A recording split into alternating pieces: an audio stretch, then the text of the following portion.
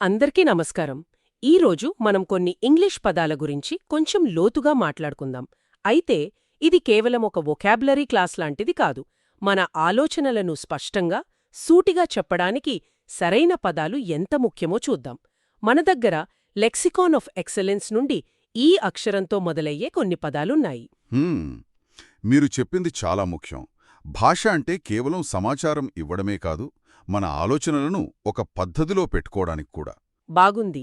అయితే ఒక చిన్న ఉదాహరణతో మొదలు పెడదాం. అనుకుందాం, ఒక చిన్న సమస్య మొదలైంది. అది నెమ్మదిగా పెద్దదంతోంది. దాన్ని చెప్పడానికి మన దగ్గరున్న మొదటి పదం ఎస్కలేట్, అంటే వేగంగా పెరగడం లేదా తీవ్రమవడం. అవును, ఎస్కలేట్. ఒక చిన్న వాదన కాస్త పెద్ద గొడవగా మారడం. The argument escalated. ఇది మనం తరచుగా వినేదే. అవును, కానీ దీనికి దగ్గరగా మరో పదముంది. అదే ఎగ్జాజర్బేట్. చాలామంది ఈ రెండింటినీ ఒకేలా వాడేస్తుంటారు. ఆ, ఇక్కడే అసలు విషయం ఉంది. వాటి మధ్య ఒక కీలకమైన తేడా ఉంది. ఎగ్జాసర్బేట్ అంటే ఇప్పటికీ ఉన్న ఒక చెడు పరిస్థితిని మరింత దిగజార్చడం. ఒక్క నిమిషం, ఇక్కడే నాకు కొంచెం గందరగోళంగా ఉంది. వాదన ఎస్కలేట్ అయ్యింది అన్నా, వాదన ఎగ్జాజర్బేట్ అయ్యింది అన్నా దాదాపు ఒకేలా అనిపించడం లేదా? మంచి ప్రశ్న. ఇక్కడే ఆ సూక్ష్మభేదం ఉంది.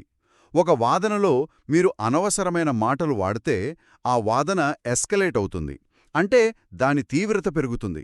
కానీ మీ స్నేహితుడికి అప్పటికే తలనొప్పిగా ఉందనుకోండి. ఆ టైంలో మీరు గట్టిగా అరవడం మొదలుపెడితే మీరు అతని తలనొప్పిని ఎగ్జాసర్బేట్ చేసినట్టు. ఓ, అంటే ఇప్పటికీ ఉన్న ఒక సమస్యను మరింత తీవ్రతరం చేయడం. ఓకే, ఇప్పుడు చాలా స్పష్టంగా అర్థమైంది. ఎస్కలేట్ అంటే ఒక ప్రక్రియ తీవ్రత పెరగడం, ఎగ్జాజర్బేట్ అంటే ఇప్పటికీ ఉన్న ఒక నెగటివ్ పరిస్థితిని ఇంకా దారుణంగా మార్చడం. ఖచ్చితంగా. ఈ తేడా గమనిస్తే మన ఉద్దేశ్యం చాలా సూటిగా వెళుతుంది. మరి ఇలాంటి సమస్యలు రాకుండా ఉండాలంటే కొన్నిసార్లు కొన్ని పనులను మనం కావాలని వదిలేయాలి. అవును. దానిని వర్ణించే ఒక మంచి పదం ఇష్యూ, అంటే నైతిక కారణాల వల్ల దేన్నైనా ఉద్దేశపూర్వకంగా నివారించడం. అంటే ఇది మన ఎంపికన్నమాట? అవును, ఇది ఒక వ్యక్తిగత గౌరవప్రదమైన ఎంపిక. ఉదాహరణకు, ఒక నిజాయితీగల వ్యాపారి మోసపూరిత పద్ధతులను ఇష్యూ చేస్తాడు. సరే, ఇది మన కంట్రోల్లో ఉండే విషయం. మరి మన కంట్రోల్లో లేకుండా బలవంతంగా ఒక చోటు నుండి పంపించేస్తే, ఉదాహరణకు ఒక స్టూడెంట్ని స్కూల్ నుండి పంపించేయడం. దానికి సరైన పదం ఎక్స్పెల్. ఇది ఒక శిక్షాత్మక చర్య. ఇష్యూ అనేది ఒక వ్యక్తి తీసుకునే నిర్ణయం. ఎక్స్పెల్ అనేది ఆ వ్యక్తిపై తీసుకోబడిన నిర్ణయం. ఆ తేడా చాలా పెద్దది. చూసారా, ఒక పరిస్థితిని, అందులోని చర్యలను ఎంత స్పష్టంగా వర్ణించవచ్చో. సమస్య ఎలా మొదలైంది? ఎస్కలేట్. ఎలా ముదిరింది? ఎగ్జాజవేట్. దాన్ని నివారించడానికి ఏం చేయాలి? ఇష్యూ. చేయకపోతే ఏమవుతుంది? ఎక్స్పెల్. నిజమే, ఒక కథలా ఉంది. ఇప్పుడు ఈ కథలోకి మనుషుల్ని తీసుకొద్దాం. పరిస్థితులు దిగజారుతున్నప్పుడు వాటిని చక్కదిద్దే సమర్థులు కూడా ఉంటారు కదా. తప్పకుండా. అలాంటి వారిని వర్ణించడానికి కొన్ని మంచి పదాలున్నాయి. మొదటగా ఎర్యుడైట్, అంటే పండితుడు అని అర్థం. కానీ ఇంటెలిజెంట్ అనడానికి, ఎర్యుడైట్ అనడానికి చాలా తేడా ఉంది కదా. చాలా తేడా ఉంది. ఇంటెలిజెంట్ అంటే తెలివి ఉండటం, కానీ ఎర్యుడైట్ అంటే విస్తారమైన లోతైన పాండిత్యముండటం. చాలా పుస్తకాలు చదివి, పరిశోధన చేసి సంపాదించిన జ్ఞానం. అంటే ఒక ప్రొఫెసర్ను ఎర్యుడైట్ అనొచ్చు. ఆయన జ్ఞానం కేవలం తెలివి కాదు, అది ఎన్నో సంవత్సరాల అధ్యయనం యొక్క ఫలితం. ఓకే, అలాంటి వ్యక్తి చేసే పని కూడా చాలా ఉన్నతంగా ఉంటుంది. దాన్ని వర్ణించడానికి ఎగ్జెంప్లరీ అనే పదం సరిగ్గా సరిపోతుందేమో. ఖచ్చితంగా. ఎగ్జెంప్లరీ అంటే ఆదర్శప్రాయమైనది, ఇతరులు అనుసరించదగినది. ఒకరి పనితీరు గురించి రాసేటప్పుడు గుడ్ వర్క్ అనడానికి, ఎగ్జెంప్లరీ పర్ఫార్మెన్స్ అనడానికి చాలా తేడా ఉంది. అవును, ఎగ్జెంప్లరీ అంటే అదొక స్టాండర్డ్ సెట్ చేసిందని చెప్పడం. అవును, అది అత్యున్నత స్థాయి ప్రశంస. మరి అలాంటి ఎగ్జెంప్లరీ పనితీరు చూపిస్తే సహజంగానే వారు తమ రంగంలో రాణిస్తారు. దాన్ని ఎక్సెల్ అంటాం. ఇది మనకు తెలిసిన పదమే. అవును, అద్భుతంగా రాణించడం. ఇప్పుడు ఈ మూడు పదాలను కలిపి చూడండి. ఒక ఎరుడైట్ వ్యక్తి తన జ్ఞానంతో ఎగ్జెంప్లరీ పనిచేసి తన రంగంలో ఎక్సెల్స్. వావ్! ఇదొక వ్యక్తి ప్రగతిని చాలా స్పష్టంగా చూపిస్తుంది. మరి అలాంటి వ్యక్తిని బహిరంగంగా, ఉత్సాహంగా అభినందించాలంటే కేవలం ప్రేయస్ సరిపోదేమో? సరిపోదు. దానికోసం మన దగ్గర ఎక్స్టాల్ అనే పదం ఉంది. ఎక్స్టాల్ అంటే కేవలం మెచ్చుకోవడం కాదు, కీర్తించడం, ఘనంగా పొగడటం. ఇందులో ఒక ఉద్వేగం, ఒక గాంభీర్యం ఉంటాయి. చాలా బావుంది. మనం ఇప్పటివరకు పరిస్థితిని, వ్యక్తులను వర్ణించే పదాలు చూశాం. ఇప్పుడు ఆ పరిస్థితి వల్ల కలిగే అనుభవాలను, భావోద్వేగాలను వర్ణించే పదాలు చర్చిద్దామా? తప్పకుండా. ఒక కష్టమైన ప్రాజెక్ట్ను విజయవంతంగా పూర్తి చేసినప్పుడు కలిగే అనుభూతి, హ్యాపీ లేదా ఎక్సైటెడ్ అనే పదాలు దానికి న్యాయం చేయలేవు. అస్సలు చేయలేవు. అలాంటి సందర్భం కోసం ఎగ్జలరేటింగ్ అనే పదముంది గదా, అంటే అత్యంత ఉత్తేజకరమైన, రోమాలు నిక్కబొడుచుకునేంత ఆనందాన్నిచ్చే అనుభవం. అవును, ఆ ఆనందంలో ఒక ఉత్సాహం, ఒక శక్తి ఉంటాయి. దానికి పూర్తి వ్యతిరేకమైన భావోద్వేగం, ఒకే పనిని మళ్లీ మళ్లీ తప్పుగా చేస్తున్నప్పుడు కలిగే తీవ్రమైన చికాకు, దానిని ఎగ్జాస్పరేట్ అంటారు. ఆహ్! ఇది నాకు బాగా అనుభవం. ఇంటర్నెట్ స్లోగా ఉన్నప్పుడు నాకు కలిగే ఫీలింగ్ అదే.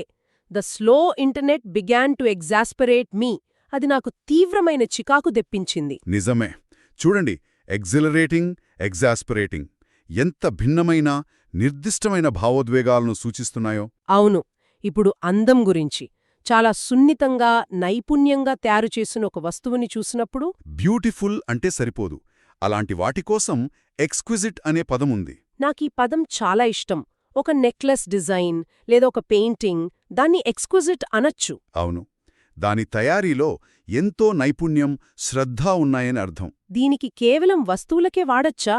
అస్సల్లేదు. అన్ ఎక్స్క్విజిట్ మీల్ లేదా అన్ ఎక్స్క్విజిట్ పీస్ ఆఫ్ మ్యూజిక్ అని కూడా అనొచ్చు. ఓకే. ఇక భిన్నమైన వాటిని ఎగ్జాటిక్ అంటాం. సాధారణంగా విదేశీ పండ్ల గురించి మాట్లాడేటప్పుడు ఈ పదం వింటాం. అవును, దాని అసలర్థం విదేశీ లేదా అసాధారణమైనది. కాని ఇప్పుడు అన్ ఎగ్జాటిక్ ఐడియా అంటే ఒక కొత్త, వినూత్నమైన ఆలోచన అని. అన్ ఎగ్జాటిక్ కలర్ అంటే మనం సాధారణంగా చూడని రంగు అని. అద్భుతం. ఇప్పుడు మనం చర్చ చివరి దశకొచ్చాం. పరిస్థితిని విశ్లేషించడం, దానిపై తీర్పివ్వడం. ఉదాహరణకు స్టాక్ మార్కెట్ కదలిక. అది ఒక పద్ధతిలో లేకుండా పైకి కిందికి వెళ్తుంటే దానికి సరైన పదం ఎరాటిక్, అంటే అస్థిరమైనది, క్రమరహితమైనది. ఇది కేవలం మార్కెట్లకే కాదు, ఒక వ్యక్తి ప్రవర్తనకు కూడా వర్తిస్తుంది. హిస్ బిహేవియర్ వాజ్ ఎరాటిక్ అని. సరే, మరి ఒక నివేదిక లేదా విశ్లేషణ అన్ని వివరాలను క్షుణ్ణంగా కవర్ చేసిందని చెప్పాలంటే దానికోసం ఎగ్జాస్టివ్ అనే పదముంది. అంటే సమగ్రమైన, పూర్తిస్థాయి. We conducted an exhaustive search అంటే మేము వెతకడానికి సాధ్యమైన ప్రతి చోటా వెతిగామని అర్థం. కాని కొన్నిసార్లు పని సమగ్రంగా ఉండటమే కాదు, వేగంగా కూడా అవ్వాలి. దానికి ఎక్స్పెడిషియస్ అనే పదం వాడుతారు. అంటే వేగవంతమైన మరియు సమర్థవంతమైన పద్ధతిలో. ఆ రెండిటి మధ్య ఏమైనా సంబంధముందా? ఆసక్తికరమైన ప్రశ్న. ఒక పని ఎగ్జాస్టివ్గా అంటే సమగ్రంగా, అదే సమయంలో ఎక్స్పెడిషియస్గా అంటే వేగంగా జరగడం అనేది ఆదర్శం. కానీ నిజ జీవితంలో ఒకటి సాధించడానికి మరొకటి రాజీ పడాల్సి వస్తుంది. మనం దేనికి ప్రాధాన్యత ఇస్తున్నామో ఈ పదాలు స్పష్టం చేస్తాయి. ఇప్పుడు తీర్పుకు సంబంధించిన పదం ఎగ్జానరేట్. అవును, ఎగ్జానరేట్ అంటే ఒకరిపై ఉన్న నింద లేదా ఆరోపణ నుండి అధికారికంగా విముక్తి చేయడం, నిర్దోషిగా ప్రకటించడం. కేవలం ఫ్రీడ్ అనడానికి దీనికి చాలా తేడా ఉంది. చాలా తేడా ఉంది. ఎగ్జానరేట్ అన్నప్పుడు ఆ వ్యక్తి గౌరవం, కీర్తి పునరుద్ధరించబడ్డాయని అర్థం.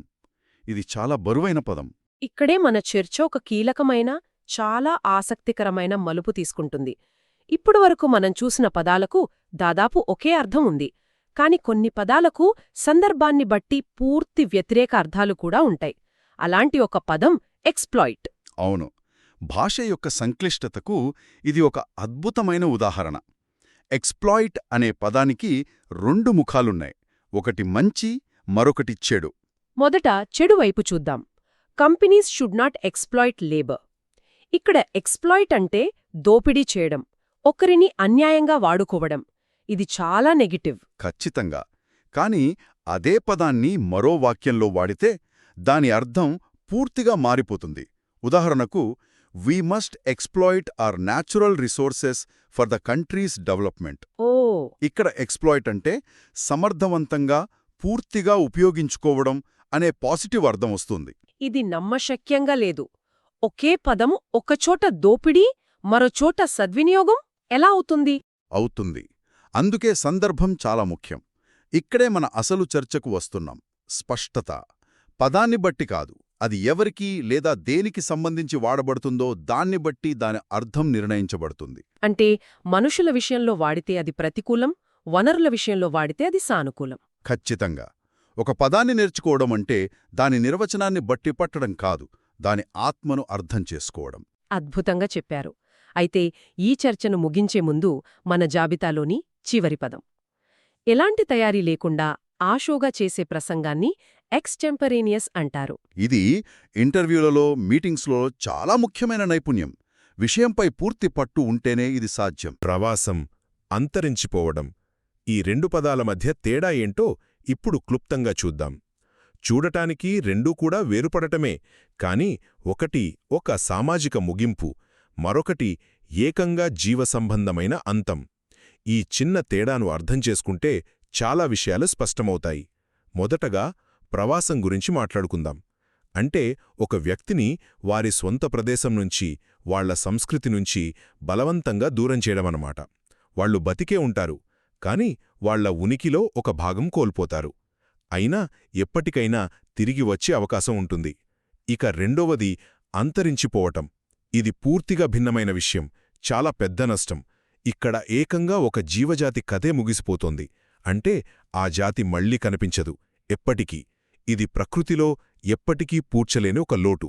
సో సింపుల్గా చెప్పాలంటే ప్రవాసం అనేది ఒకరి కథలో జస్ట్ ఒక కామాలాంటి, కాని అంతరించిపోవడం అనేది ఒక జాతి కథకి ఫుల్ స్టాప్ పెట్టడం లాంటిది. అయితే వీటన్నిటి అర్థమేమిటి? ఈరోజు మనం ఇన్ని పదాలను చర్చించాం. ఇవి కేవలం మన పదజాలాన్ని పెంచే పదాలు కావు, ఇవి మన ఆలోచనలను పదును పెట్టే సాధనాలు. అవును, సరైన పదాన్ని ఎంచుకోవడం అనేది మన ఆలోచనల స్పష్టతకు అద్దం పడుతుంది. మనం ఎంత స్పష్టంగా ఆలోచిస్తే అంత స్పష్టంగా మాట్లాడగలం, రాయగలం. ఈ విశ్లేషణ నుండి శ్రోతలు ఆలోచించడానికి ఒక ప్రశ్నను వదిలి వెళ్దాం. మనం ఎక్స్‌ప్లాయిట్ పదం యొక్క రెండు ముఖాలను చూశాం. సందర్భాన్ని బట్టి అర్థం ఎలా మారిపోతుందో గమనించాం. అయితే నా ప్రశ్న ఇది: సాధారణంగా మనం సానుకూలంగా భావించే పదం ఏదైనా సందర్భాన్ని బట్టి ప్రతికూలంగా మారే అవకాశం ఉందా? ఉదాహరణకు ఎఫిషియన్సీ లేదా సామర్థ్యం అనే పదాన్ని తీసుకోండి. ఇది ఎప్పుడూ మంచిదే కదా, కానీ కేవలం సామర్థ్యం కోసమే మానవ సంబంధాలను, నైతిక విలువలను పక్కనబెట్టినప్పుడు ఆ ఎఫిషియన్సీ అనే పదం కూడా ప్రతికూలంగా మారదా? దీని గురించి ఆలోచించండి.